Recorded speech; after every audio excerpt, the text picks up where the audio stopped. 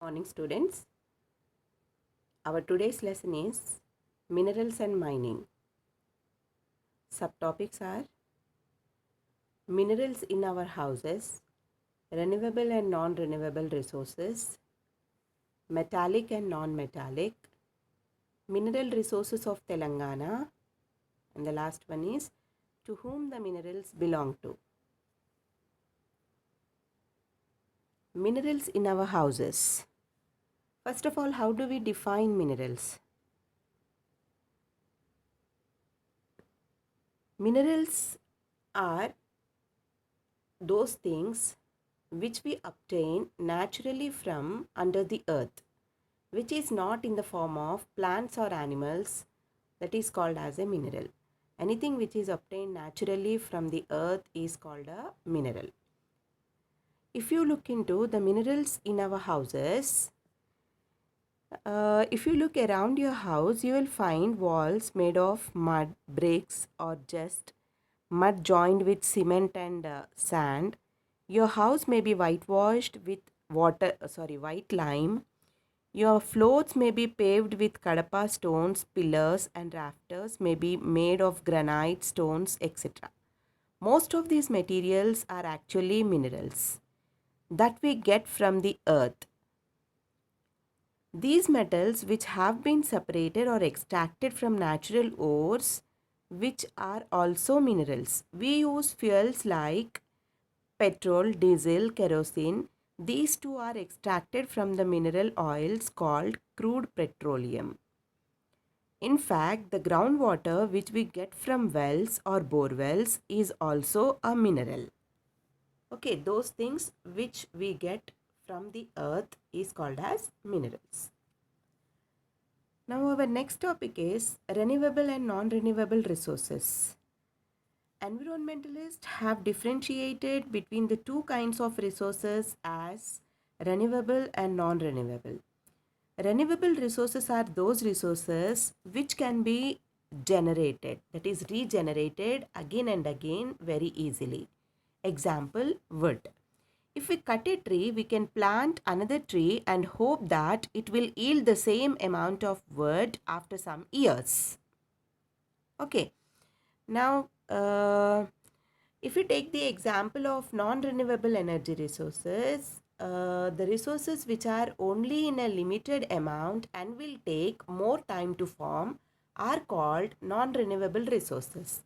Example, coal, petroleum, gold, etc. Now, classification of minerals.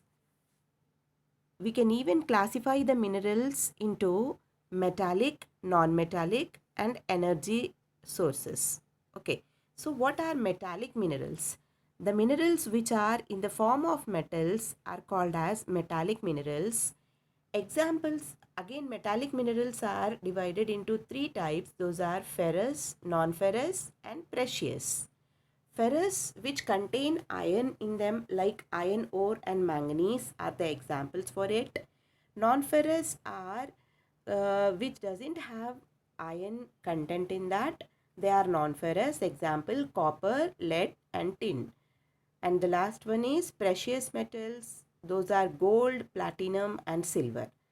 So these are metallic minerals. Now, what are non-metallic minerals? Non-metallic minerals are those that provide resources for the construction, chemical and manufacturing industries. No new product can be generated if they are melted, whereas if we melt the metallic minerals, we can generate the new products. Examples for non-metallic minerals are sandstone, limestone, marble, clays, shale, salt, gypsum, sand, potash, gravel and gemstones. These can be considered as the examples of non-metallic minerals. Okay. Now, mineral resources of Telangana. If we look into Telangana state, our Telangana state is blessed with a lot of mineral resources.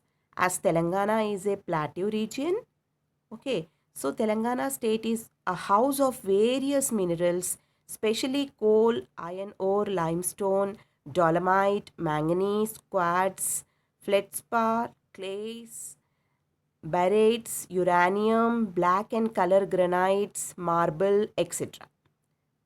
The state is endowed with a number of scattered medium-grade iron ore deposits in Bayaram Reserve Forest and float iron deposits in revenue and patta lands of Mahbubabad district and low-grade scattered iron ore deposits in Peddapalli and Manchiryal districts. The tan brown granite deposit in Karimnagar district is unique and being exported on a large scale by the private sector. Uranium deposits are found with estimated reserves of 11 million tons in Lambapur, Pulicharla, Nammapuram and Ellapuram villages of Nalgonda district also. Telangana is the only state in entire southern India that contains vast deposits of coal and is being mined by Singareni Collieries, that is a public sector unit. Okay. Next topic is mining and minerals. Minerals can be extracted out for use by humans through the process of mining or digging the earth. There are several ways of mining. We can just make a large pit and keep extracting the minerals. Or we can blast and remove granites, barytes. This is called as open cast mining. When we remove some minerals like granite or barytes, etc., just by blasting or by digging a large pit, then it is called as open cast mining. We can even build underground tunnels to mine minerals that lie very deep. So this kind of mining is called as underground mining. So two types of mining discussed here are open cast mining and underground mining. Now, the last topic is, to whom do the minerals belong? Yes, minerals usually occur deep in the earth. They in fact do not belong to any particular owner but belong to all the people of the country and have to be used in everyone's interest. That is why all the mineral wealth of the state is considered the property of the government. The government uses the minerals keeping in the mind the interest of all the people of the country. So, finally we can say that minerals doesn't belong to any particular person. They belongs to the all people of the country. You can see the 5 principles of mining here.